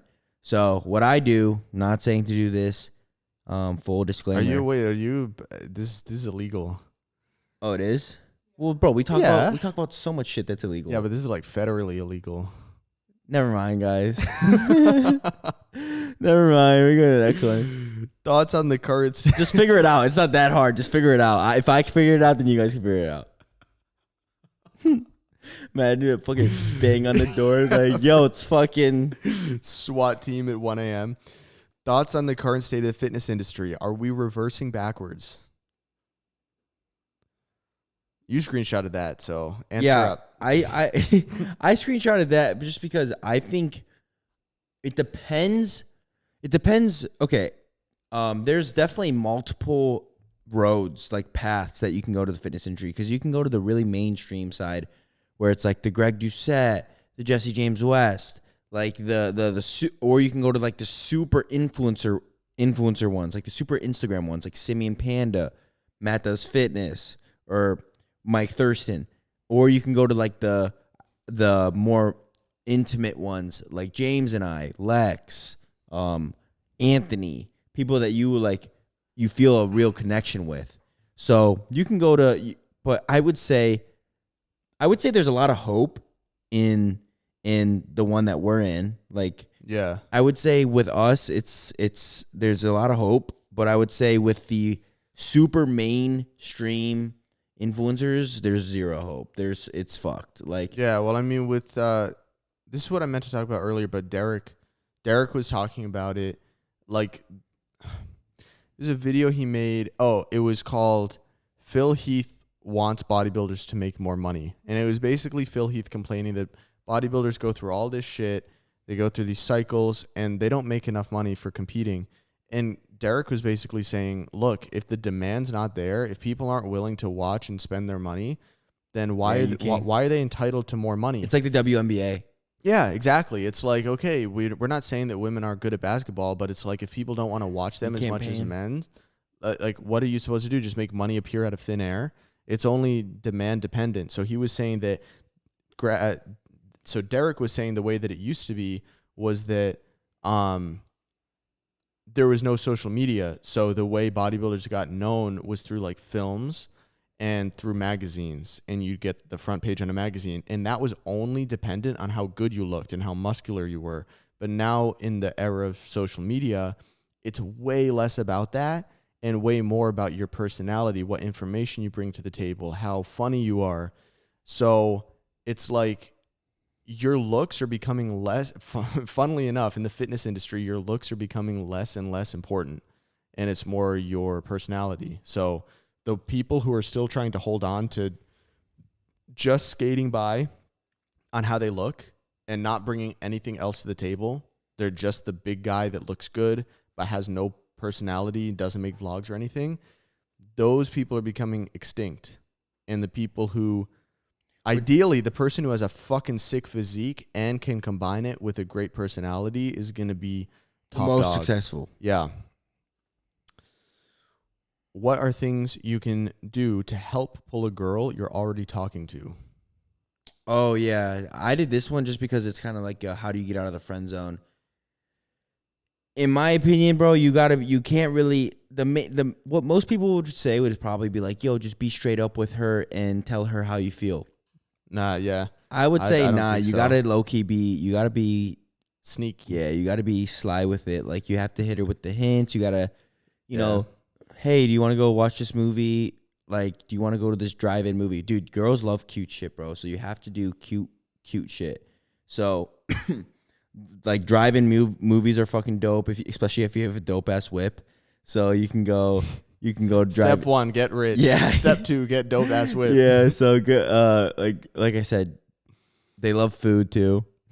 Yeah. So I mean, you have to win easy her one. over. Yeah, you have to win her over, especially if you already know her. It's different if you don't know her because you can kind of like you have a lot to play with. Like you have she doesn't know who you are, so you can kind of give off of. I'm not saying to be fake, but she doesn't know who you are, so you can be whoever you want to perceive. Her to perceive. Yeah, whatever you want her to perceive, you can be that person. And then obviously you would, but don't fake it. Yeah, don't fake it. But you can push stuff a little. Yeah, bit. You can act a little bit. But if you already know her, yeah, the main thing is just like you got to win her over. You got to give her the hints. Like, make sure you're like, don't be rapey, but like give her like don't be rapey. Yeah, break the touch. Like, make sure you know that you're trying to be intimate. Like, touch her, not rapey, but like her arm or whatever. Right. Like yeah. little. That's a big thing. Is just the touch barrier, like you said. Yeah, I would say that's the main thing, dude. Because I remember in high school, like just little shit. Like if a girl touched me, I remember this girl like felt my abs through my. She's like, "Oh my god, I can see your abs through your shirt." She like felt them up, and I was like, "Damn." Yeah. So like little shit like that, where breaking the touch barrier, I would say is like the main thing, bro. Honestly, because I remember in high school, like if I would in my head, I'd be like, okay, it's kind of cringe to think about, but it's like, I would be thinking, yo, I'm going to make this joke just so I can touch her elbow here, or like touch her shoulder and try to, do that. So, yo, low key, if you want to turn friends into more than that, then I would say start off with being more touchy or playful or whatever. But if it's all over text, which a lot of communications these days, it's all over like Snapchat, text, stuff like that. You got to say shit that you think of that you then think, oh, I shouldn't say that because that's too risky. That's the kind of stuff that you got to say where you have to like slowly push the barrier and see how she responds. And if she keeps responding in like an equally flirtatious way, then you know she's into you. And once you know she's into you, it's easy from there.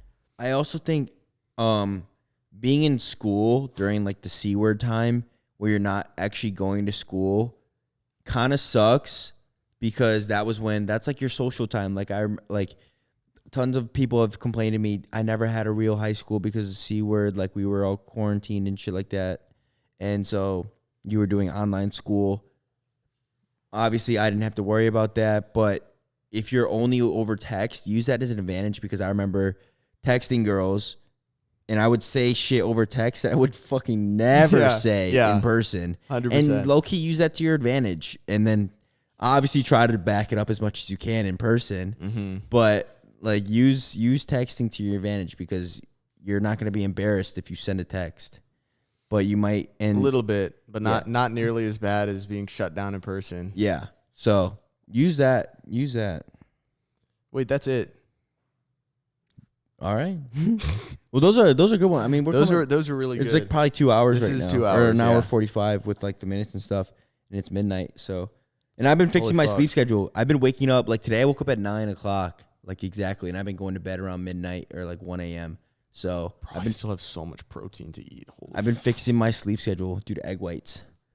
I've been making, guys, when it's late at night and I'm like, holy shit, I have another 80 grams of protein to get down. What I've been doing is just 96% lean beef with like a cup of egg whites and stir that mixture together. It's good though. Stir that mixture together with fat-free cheese and throw some low-calorie barbecue sauce or whatever into it and make like a monster mash, and it's basically pure protein. So anyway, thank you guys for watching. This was actually a really good podcast. We talked about good stuff, and I'm glad that we threw caution to the wind and talked about the juicy shit, because, I think about this stuff all the time. Sush thinks about it a lot too. We talk about it, but it feels hard to talk about it publicly because it always gets fucking shut down or shadow banned or whatever. So if you guys would be down with the Patreon thing, like throwing us 5 bones for a month and then getting this exclusive content, our OnlyFans, let us know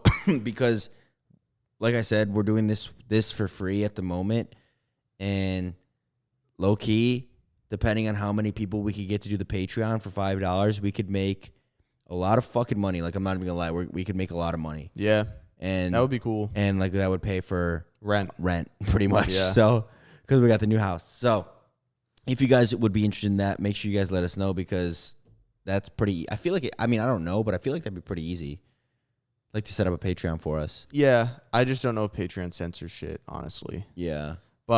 Or if you guys would be interested in the super chat stuff, because then what I'm thinking is you guys could hear the topics that we're talking about, think of a question that you have in live time. But the thing with the super chats is we're not even monetized right now. We're going to have to do that whole thing where they send you the address. They send Are you sure we're not monetized? No, because they have to send you YouTube has to send you that 4-digit code thing, which takes a month and a half. So it's like that would be a long process. So, and we'd have to figure out what bank account it would have to go into, just shit like that. But I don't know. We'll figure it out, guys. But we hope you guys enjoyed. We talked a lot about. Yeah. I mean, I honestly like talking about Mexico because it kind of just like brought me back. It was like a week ago. It like brought back the memories. It's been 3 days, bro. Yeah. So. All right. We're gonna wrap this up, and we love you guys, of course. And make sure you guys just drop a like and comment and share with your friends. We fucking forgot to do sponsors. All right, Anabar. I'm pretty sure there's still some in stock. I don't know. Mog. I don't know, but maybe there's a restock. I had an Anabar today, guys. It was fucking good. And my first one in like 2 weeks, man. Code SOOSH SOOSH or code JAM JAM for Gorilla Mind products and Young LA products. That's you got this fucking sick ass shirt, except it's out of stock because the shirts were the first thing to go. But like, is that the new one? Yeah, like this is warranted to be the first to go because this shirt, it's oversized, like on the chest. I don't even know why I'm plugging it to you guys because it's out of stock, but it's like tight on the arms, and it's a pretty color. So if you guys want pussy, get one of these. Then when it restocks, when you can, yeah. All right, peace out, guys. Thank you for watching. We will see you in the next one. Bye.